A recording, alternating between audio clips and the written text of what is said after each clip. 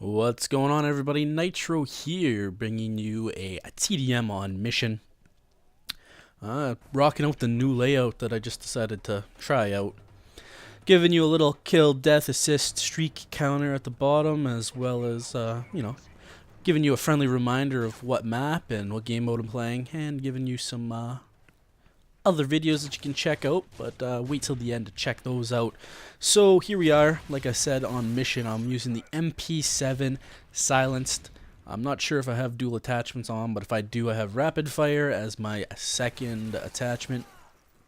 And this is one of my older games, so I was using extreme conditioning, hardline, and steady aim as my 3 perks, and I'm going to be using a sleight of hand, quick draw, and scavenger as my specialist perks because I'm rocking the specialist package.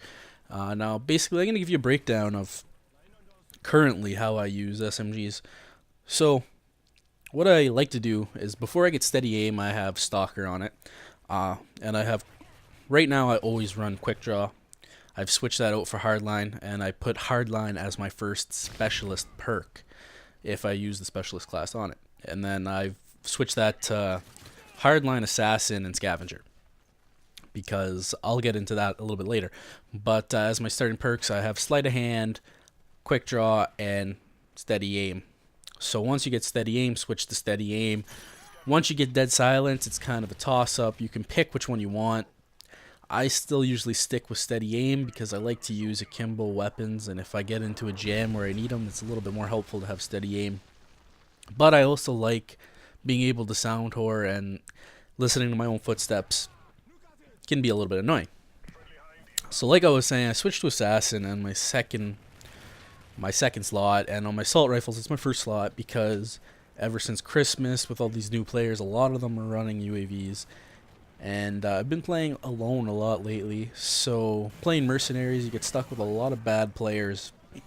And, you're on crappy teams that give away kill streaks, then they always have UAVs up in the air. So it's helpful to be hidden and not get killed because of your teammates. So in this game, again, this is like one of my really older games. I don't know, probably like when the game first came out, but I'm playing with a full party, but it's only like 4v4. But I am playing with a full party. Yeah, so you don't really have to worry about it. But on mission, I like to work this area. Now, you have to take into consideration and figure out what people are using as fast as you possibly can to be successful on mission. So basically, I start every game off with an SMG. I like to sometimes use assault kill streaks now because this is one of the most wide open maps, and I don't know why I got into the habit of always running specialist on this map, but I did. But it makes sense to kind of use assault kill streaks because it is wide open, and when you get a Reaper on this map, it does work. But back into figuring out what you're supposed to look for. Now right off the bat, you got to figure out if the other team is full of rushers or if they're full of assault rifle / whatever else users. If they're rushers using SMGs or shotguns, depending on what kind of connection you have, you might want to quickly look into switching to an assault rifle and kind of taking the longer range battles because you're going to win more of those gunfights. If they're all using assault rifles, then chances are you're going to win most of the close range gunfights, and you're going to be able to freely use it. Now, in close quarters, obviously SMGs and shotguns are the king, so that's why when I'm playing this area, I prefer to use an SMG. But if I have to stand back further and, kind of take people off, if people are camping in like houses or not playing the middle at all, because the way that we have it set up right now is, you got the 2 people that are kind of patrolling the ground, one on the side bridge, and then one kind of in the middle. And then you have the guy that's on like the wide open street, and then I'm patrolling the middle. So basically, I can get everybody that kind of strays away from the team that rolls in the middle, and I could take them. Basically, if people are always around the outside, you want to switch to an assault rifle and be able to pick them off. And if people are rushing around with SMGs and shotguns, then you're not going to want to battle them because, well, I always have a worse connection. So I'm not going to win those one-on-one gunfights. But one thing that I really want to talk about, especially on this map, is how unbalanced domination is. Now, you might not know, but if you do, you know where the domination flags are. A is straight in front of me, down on the ground there. B is right in the middle, just behind me, and C is to the right in the back corner over there on that platform. If you spawn on the A side, 95% of the time, you're going to lose. The only way that you can win if you spawn on the A side is to get to C as fast as possible and take C. And I've played a lot of domination games on mission, and I have never won spawning on A side. And if I have won, you need to like get it quickly. Get C quickly, that is. So basically, you know, spawning on A side, first reaction is poop. Second reaction is bust it to C as fast as you can, kill everybody that's camping on C, and capture it.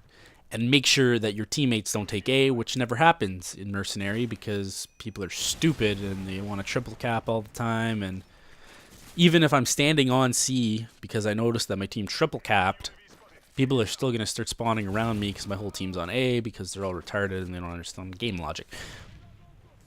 But, okay, let's put this in a little bit of perspective again. So, just take a look at the way the map's designed. Like, this could make a perfect map breakdown, but no. Take a look at the way the map's designed and kind of focus on it. I'm going to get a domination gameplay and be able to explain this a little bit better, but that's all I really have to talk about right now. So, the way the map is designed is basically the spawns. 1/4 of the map spawns C, 1/4 of the map spawns A, and half the map spawns B. So you'd take this as B is pretty much the vital flag to have. I don't necessarily think so. Because, okay, if you look at A, when you spawn A, one, you're either going to spawn in the middle on the flag, which leaves you wide open to anybody on the bridge.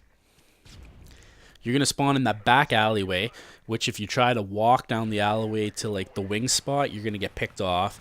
Or you can go up the backside far bridge, which people can still be following. You got 3 very congested, well, only 2 areas that you can get through, which are very tight. C, on the other hand, you spawn in that area, you have 3 wide open areas to be able to get out of your spawn. It's a lot easier to get out of your spawn. Not to mention that there's a cap spot on B, which is super easy to get to. B is like it's just ridiculously easy flag to take from C, but I don't think that it has any crucial control.